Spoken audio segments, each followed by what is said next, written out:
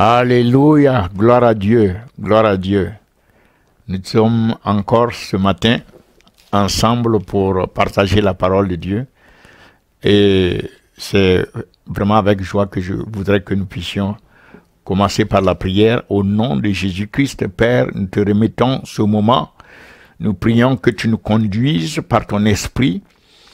Nous nous remettons complètement en tes mains, Esprit de Dieu. Nous abandonnons nos cœurs, nos pensées, tout notre être entre tes mains, Saint-Esprit, afin que tu nous conduises, que tu nous inspires, que tu nous parles, que tu nous amènes à être transformés davantage pour devenir comme Christ, afin de plaire à notre Père. Merci Saint-Esprit de ce que tu éclaires notre compréhension de ta parole et qui dépose en nous l'esprit de ta parole, la substance, la vie de ta parole, au nom de Jésus-Christ. Merci de nous utiliser et d'ouvrir nos oreilles spirituelles afin que nous puissions entendre ta voix, non pas la voix d'un homme. Au nom de Jésus-Christ, nous avons prié.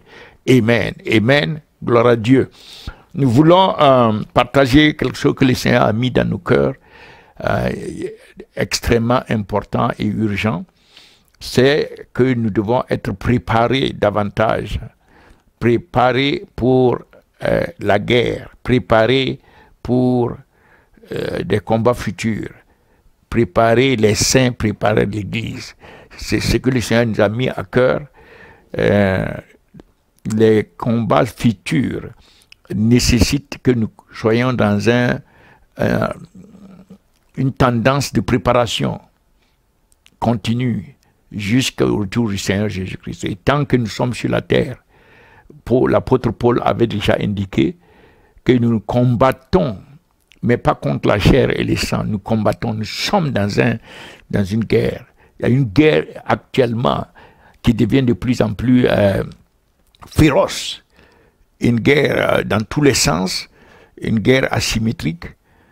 Et nous ne savons pas tout à fait comment l'ennemi procède, mais une chose est certaine, le Seigneur Jésus-Christ avait, avant même de fonder l'Église, quand il a commencé, quand il a exprimé pour la première fois, il a dit dans Matthieu 16, verset 18, il a dit, il dit, je bâtirai mon Église et les portes de l'enfer ne vont pas prévaloir contre elle. Donc l'Église est née avec un ADN de guerre. L'Église est née avec une essence de domination. L'Église est née avec une tendance à confronter toute adversité et à prévaloir. L'Église est née dans la victoire déjà, parce que la parole prophétique, la parole du Seigneur Jésus-Christ, la parole de Dieu, ne peut jamais retourner à lui sans produire son effet. Donc c'est l'Église est née dans la victoire et grandit dans la victoire et se développe jusqu'au retour de Jésus-Christ. L'Église reste victorieuse et écrase tous ses adversaires au nom de Jésus-Christ. Alléluia. C'est ainsi que de siècle en siècle, l'Église a pu traverser toutes les attaques, tous les pièges de Satan. Jusqu'aujourd'hui, l'Église a toujours triomphé et l'Église va continuer de triompher. Et Satan même le sait. Il sait qu'il ne peut pas arrêter l'Église. Alléluia, à cause de la parole de Christ. Il dit, je bâtirai mon Église et les portes de l'enfer ne vont pas prévaloir contre elle. Donc nous combattons, nous savons et nous le disons à partir de cette victoire fondamentale. Alléluia, qui a été démontrée à la croix, qui est venue par la croix, par le sang de l'agneau, par les sacrifices de la mort, par la puissance de la résurrection de Christ. Alléluia. Et aujourd'hui, avec la parole de Dieu et la plénitude de l'Esprit et l'autorité du nom de Jésus-Christ, nous allons toujours avancer de victoire en victoire au nom de Jésus-Christ. Mais nous devons nous préparer et surtout préparer le gros, le bataillon, les guerriers. Tous doivent grandir dans cet esprit de guerre, de combat et de triomphe au nom de Jésus-Christ. Amen. Donc aujourd'hui, nous allons partager à partir du livre de Pierre, 1 Pierre 1, nous savons ce que Pierre dit à partir du verset 3 jusqu'au verset 9. Béni soit Dieu le Père de notre Seigneur Jésus-Christ, qui selon sa grande miséricorde nous a régénérés pour une espérance vivante par la résurrection de Jésus-Christ d'entre les morts, pour un héritage qui ne se peut ni corrompre, ni souiller, ni flétrir, lequel vous est réservé dans les cieux. Nous avons un héritage dans les cieux.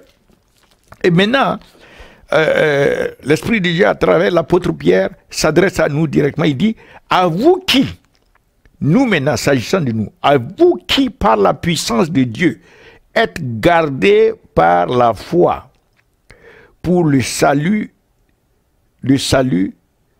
prêt à être révélé dans les derniers temps. Donc ici, nous voyons que nous sommes gardés par la puissance de Dieu. C'est la puissance de Dieu même qui nous garde. Nous sommes gardés par la puissance de Dieu au moyen de la foi. Comme la Bible l'a dit déjà dans Éphésiens 2, verset 8, que nous sommes sauvés par la grâce de Dieu au moyen de la foi. Et nous sommes gardés aussi par la foi. Ici, il dit, être gardés par la foi pour le salut de nos âmes, prêt à être révélé dans les derniers temps. Ce salut-là sera révélé dans les derniers temps. Alors, maintenant nous rentrons dans le vif du sujet. Nous savons que c'est par la foi que nous sommes sauvés et c'est par la foi que nous sommes gardés. Dieu nous garde par la puissance, par sa puissance. Nous sommes gardés par la foi pour le salut. Donc, la dimension de la foi pour la question de la guerre, savoir, comprendre, voir ce que cela signifie et pouvoir nous établir là-dessus et nous développer là-dessus est essentiel pour le salut de notre âme qui va être révélée dans les derniers temps. Et nous savons aussi que c'est le point essentiel que le diable va attaquer, l'ennemi va attaquer, c'est la foi. 1 Jean 5, verset 4 dit que tout ce qui est né de Dieu triomphe du monde. Et nous savons que la victoire, notre victoire, c'est celle-ci. C'est notre foi. Notre victoire, c'est notre foi. Donc l'ennemi va essayer d'attaquer le point de la foi. Vous vous souvenez, on se souvient que dans Luc 22, verset 32, Jésus a dû prier pour l'apôtre Pierre. Il a dit dans Luc 22, 32, que le diable, Satan, a cherché à détruire ta foi. Mais moi, j'ai prié pour toi. Donc Jésus a dû prier pour que la foi de Pierre ne soit pas détruite. Alléluia. Pourquoi la prière de Jésus-Christ concerne la foi? Parce que c'est par cette foi-là que Pierre est sauvé et c'est par cette foi que tout le reste est maintenu spirituellement. Si cette foi est touchée, tout le reste s'écroule. Donc, l'ennemi va s'attaquer à la foi des chrétiens. La guerre qui se fait, c'est une guerre contre la foi des chrétiens pour détruire cette foi afin que ça affecte l'ensemble de la vie spirituelle du chrétien, y compris son salut, le salut de son âme. Et c'est ça que nous allons voir d'une manière détaillée maintenant. Il dit, c'est là ce qui fait votre joie, puisque ce salut va être révélé dans les derniers temps. Cela fait déjà notre joie, que lorsque nous regardons dans l'avenir, nous voyons le salut. Nous sommes déjà sauvés et nous voyons que nous allons rentrer dans ce salut. Dans les derniers temps, ça va être révélé. C'est là ce qui fait votre joie, quoique, maintenant, dès aujourd'hui, puisqu'il le faut, comme si cela était nécessaire, vous soyez attristés pour un peu de temps par diverses épreuves. Donc la Bible dit que pendant un certain temps, il y a une parenthèse où nous sommes, bon, nous avons la joie, mais nous pouvons être attristés à cause des épreuves. Donc nous devons pouvoir maîtriser la question des épreuves qui viennent affecter notre joie et qui ont tendance à s'attaquer à notre foi et in fine, en fin de compte, à s'attaquer à notre salut. Donc ces épreuves-là, c'est de ça que nous voulons travailler. Ce sont des essais en quelque sorte.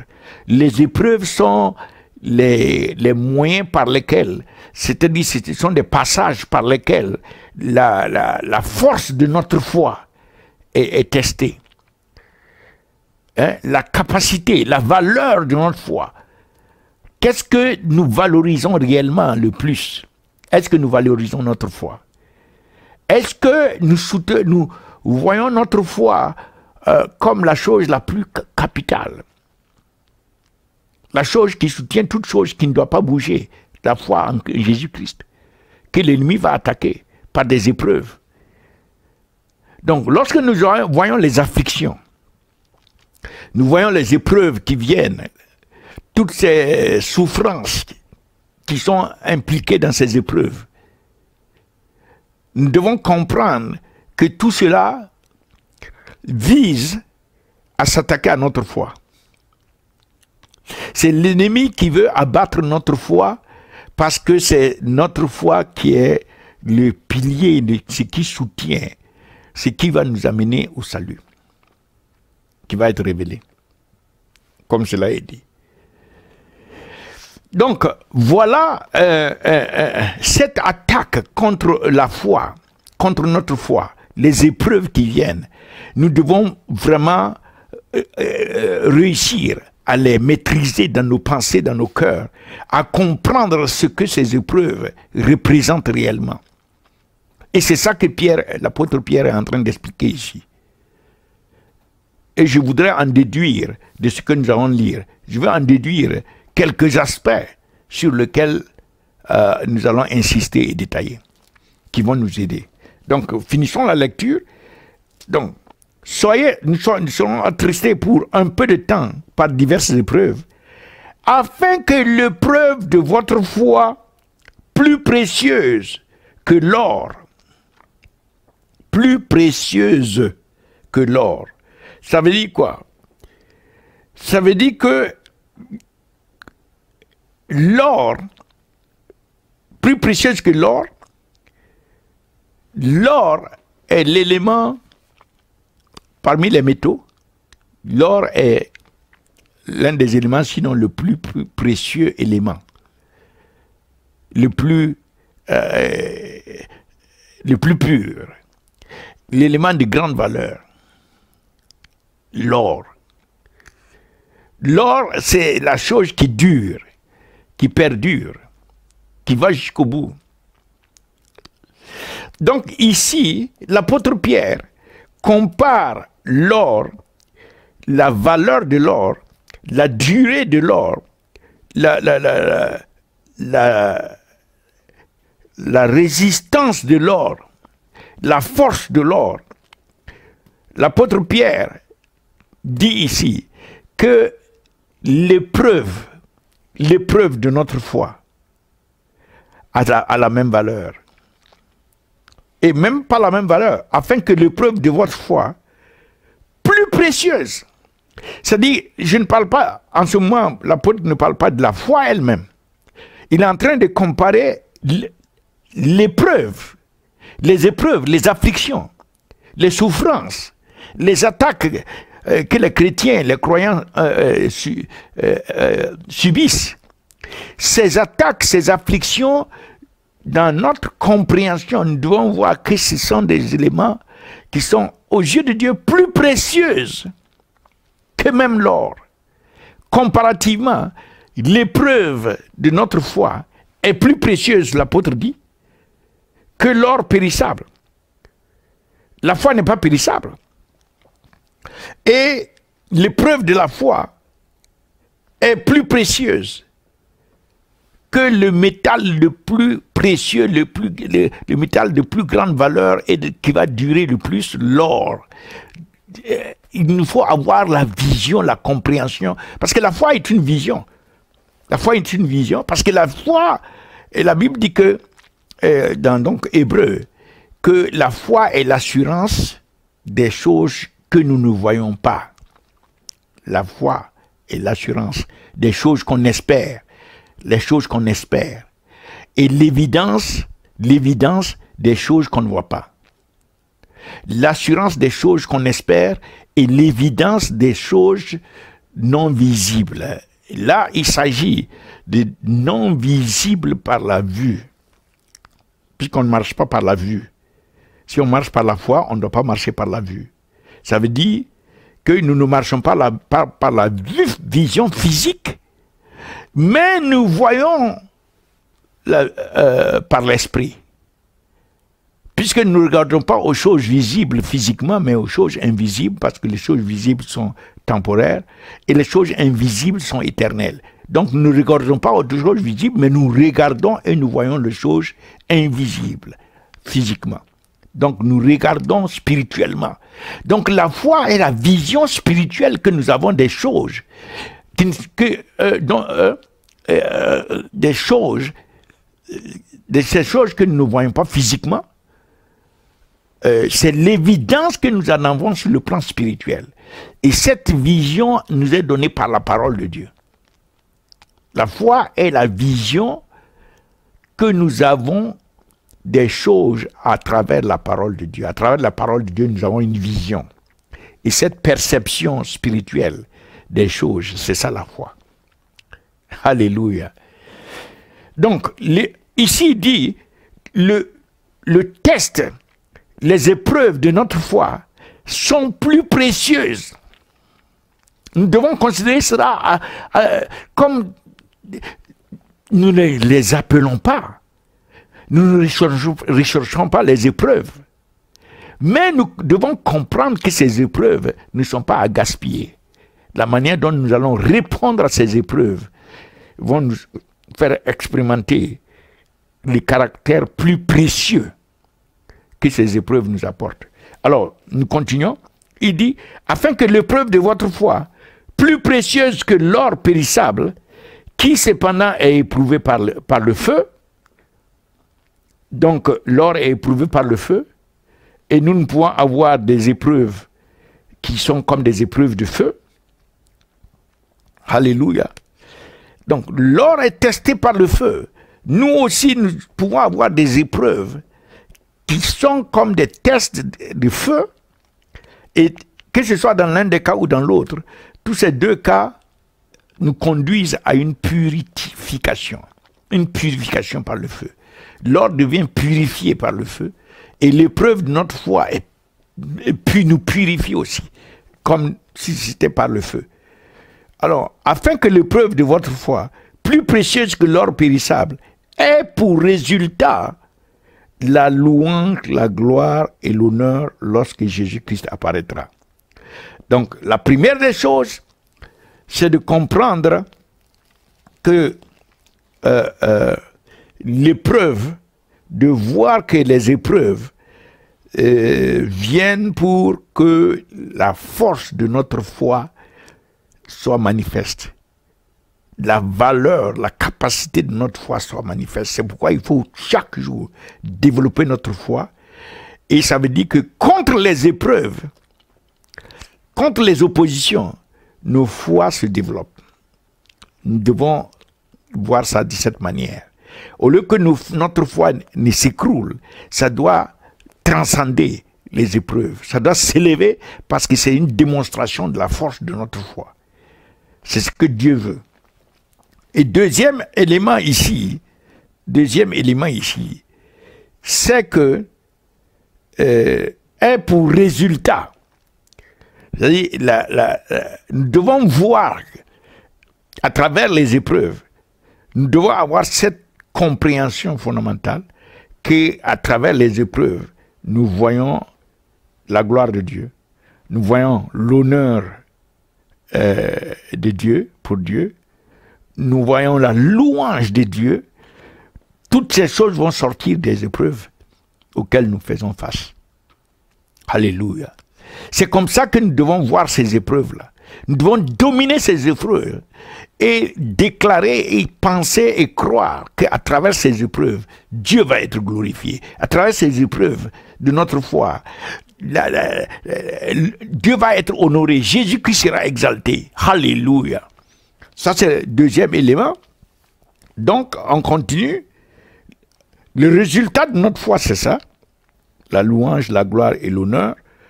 Lorsque Jésus-Christ apparaîtra. Donc, dans la perspective de l'apparition du Seigneur Jésus-Christ, notre compréhension de la foi est que, et des épreuves de la foi, est que quand Jésus va apparaître, il sera honoré à travers les épreuves, hein, il sera glorifié, il recevra des louanges à travers notre vie spirituelle et la manière dont nous avons traversé les épreuves. Nous devons penser à cela. Nous devons penser à la gloire que Jésus va recevoir. Alléluia. Gloire à Dieu. Donc ça, c'est le deuxième facteur. Le premier, c'était la valeur, la force de notre foi qui se manifeste à travers les épreuves. Deuxième, c'est le résultat auquel notre foi va nous conduire. L'épreuve de notre foi, c'est un résultat qui glorifie le Seigneur Jésus-Christ. C'est comme ça qu'il faut que nous voyons. C'est ce que l'apôtre Pierre est en train de dire lorsqu'il va apparaître. Et le troisième, lui que vous aimez sans l'avoir vu, en qui vous croyez sans le voir encore, vous réjouissant d'une joie ineffable et glorieuse, parce que vous obtiendrez le salut de vos âmes pour prix de votre foi. Parce que vous obtiendrez le salut de vos âmes. La force de notre foi et la valeur, la capacité de notre foi à faire face aux épreuves. Deuxième, la compréhension de l'honneur que Christ va recevoir et de sa gloire et de sa louange à travers les épreuves de notre foi. Tout ça, c'est plus élevé que l'or. Et troisième, le prix de ces épreuves, c'est le salut de nos âmes. Nous allons obtenir, recevoir, lorsque nous restons fermes à travers les épreuves de notre foi, nous atteignons le salut de nos âmes. Nous avons déjà été sauvés en Christ et il y a la manifestation de cela, l'accomplissement de cela, lorsque Christ va revenir. Il doit revenir nous trouver dans la foi. Vous vous souvenez que dans Luc 18, il a dit, lorsque le Fils de l'homme va revenir, est-ce qu'il va trouver la foi sur la terre? Donc, quelles que soient les épreuves, ces trois dimensions doivent rester en nous. Que ces épreuves sont là, mais nous devons avoir une compréhension, une vision de ces épreuves, qu'elles testent notre foi, la capacité, la force de notre foi. Ces épreuves sont venues pour que Christ soit honoré lorsqu'il va apparaître à travers nous, glorifié. Et ces épreuves sont là. Et lorsqu'on continue à garder notre foi, nous allons parvenir à recevoir le prix c'est le salut de nos âmes. Donc, nous comprenons très bien qu'il y a une guerre là, parce que les afflictions et les épreuves qui viennent, n'est-ce pas, ont tendance à s'attaquer à la chose la plus importante, qui est notre foi, afin d'abattre notre foi et de parvenir à la destruction de notre salut. Voilà c'est pourquoi les afflictions viennent. C'est pourquoi les épreuves viennent. Du point de vue de Satan, c'est d'arriver à abattre notre foi. Parce qu'il sait très bien que lorsque notre foi en Christ est abattue, donc le salut est compromis. c'est pour arriver à détruire le salut en Jésus-Christ. Mais l'expérience nous montre à travers ce qui est arrivé à Pierre. Jésus dit dans Luc 22, verset 32, il dit, Pierre, Satan a cherché à détruire ta foi. Mais moi j'ai prié afin que ta foi demeure. Donc il y a une guerre qui est latente, qui est quotidienne et qui ne dit pas clairement son nom. Et c'est la guerre dont l'enjeu est notre foi, et y compris donc le salut de nos âmes.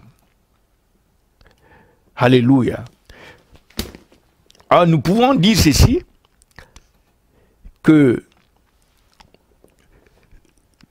nous devons donc comprendre qu'à travers les épreuves, notre foi doit être établie. À travers les épreuves, notre foi doit être améliorée. À travers les épreuves, notre foi doit être fortifiée. À travers les épreuves, notre foi doit devenir une foi qui domine, qui triomphe. Donc, ça veut dire que chaque jour, nous devons travailler notre foi dans cette direction. Chaque jour. C'est pourquoi il nous faut nous préparer. Nous préparer à ce que notre foi soit ainsi. Par rapport aux épreuves à venir. Il ne faut pas gaspiller le temps actuel. Le temps actuel, c'est un moment de préparation. Tout ce qui nous entoure est en train d'indiquer que il faut se préparer, bien sûr pour l'enlèvement, mais avant l'enlèvement, il faut se préparer pour faire face à la guerre. Car notre foi, nous n'allons jamais permettre à l'ennemi de détruire notre foi. Au nom de Jésus-Christ. Alléluia. C'est pourquoi il faut que nous nous préparons. Et nous sommes là pour ça.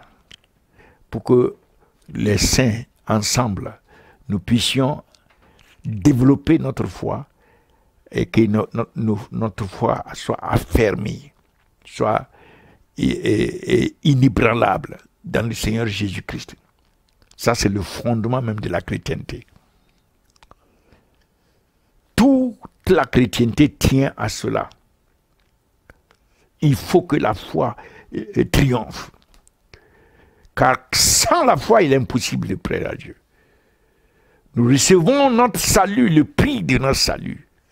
La finalité de notre foi,